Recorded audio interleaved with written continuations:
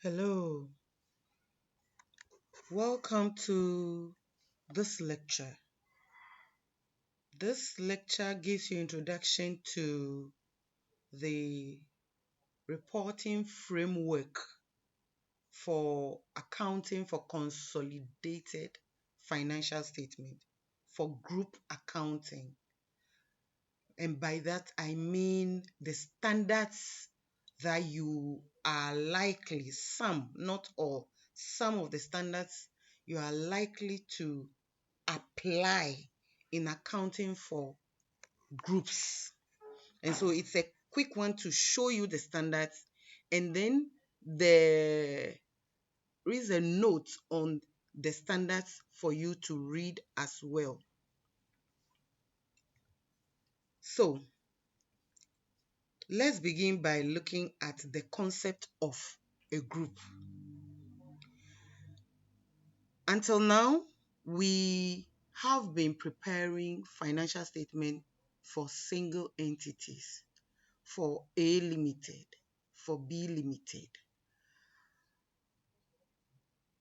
Until now, when A invests in the equity of B, we account for it using IFRS 9, financial instrument, investment in equity shares.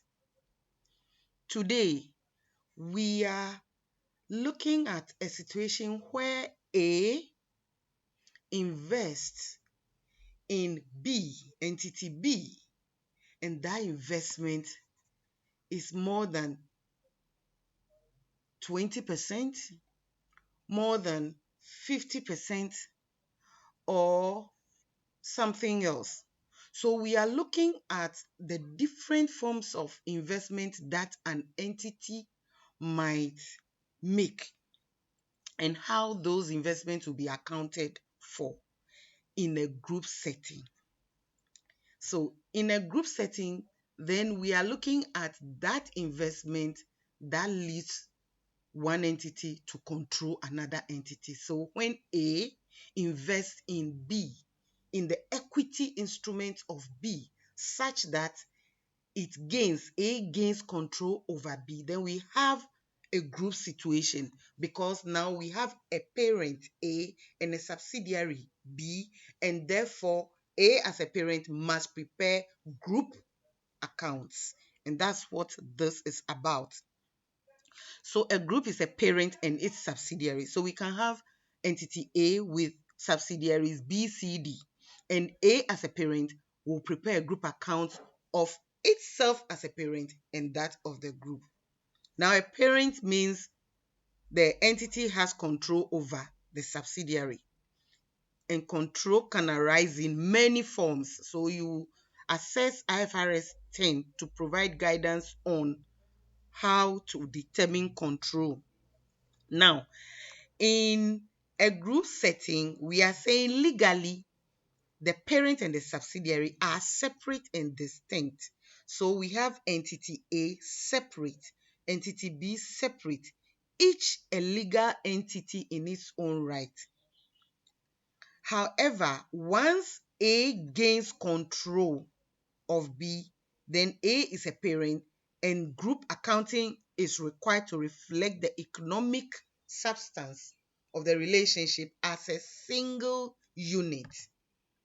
It's like suggesting that myself as a parent and my daughter, because I have control over my daughter, I must present a statement of my family, which will be about me and my daughter. So bring it back to group accounting. When an entity gains control, the entity with the control is the parent, and the entity being controlled is the subsidiary. Now the one with the control, the parent, must now prepare accounts to show the total economic substance of the relationship as a single unit. It means presenting the financial information of parent and subsidiary as one single unit. Show the economic resources controlled by the group show the obligations of the group, and reveal the results the group has achieved from using the resources.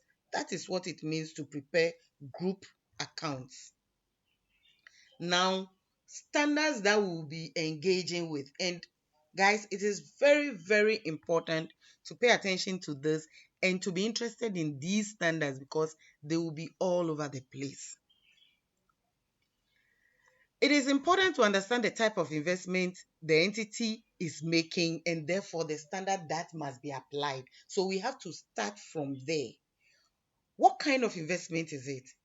If we know the answer, then we ask, which standard must we apply? So questions to answer first and foremost. Is it an investment in a subsidiary or an investment in associate or an investment in joint arrangement or something else? And by asking this question, we have basically four types of investment: in subsidiary, in associate, in joint arrangement, and others. So it gives four different types of investment. And once you answer that it is subsidiary, then you know which standard to apply. Once you say it is associate, then you must know the standard to apply. And that's what we are discussing. So here we are with the standard. Now we have IAS 27, which is just called separate financial statement. And this standard just gives guidance on what the investor will do when it invests in another entity. How the investor will account for investment in associate, in subsidiary, in joint arrangement, in its own separate financial statement, as the name suggests, separate financial statement. Now, if the investor invests and gains control, then it will apply IFRS 3 and 10, investment in subsidiaries, and use acquisition method and do full consolidation procedures. If the investment leads to control, then we have parent and subsidiary. The investor must apply IFRS 3 and IFRS 10 to account for an investment that leads to control, and therefore there is full consolidation. If the investment leads to associate, then we must apply IAS 28 and use the equity method to account for the investment. IFRS 11 will be applied for joint arrangements.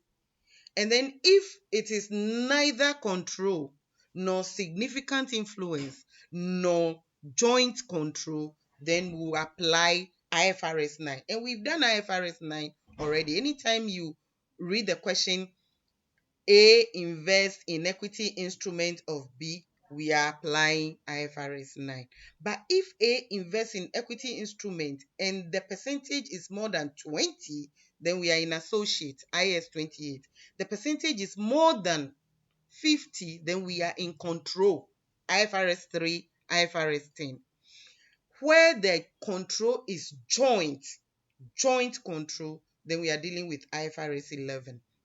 And we'll read all these standards and also read all the standards we know. So the IAS 16 will be there, the IFRS 15 will be there, and all these standards will be there. So you take note of it. All right. So these are just the details of these standards I have just mentioned to you. These plus all other standards are relevant to group accounting.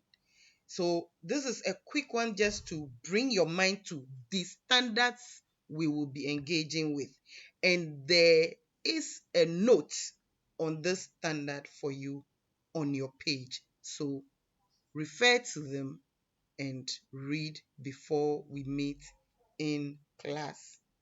Thank you.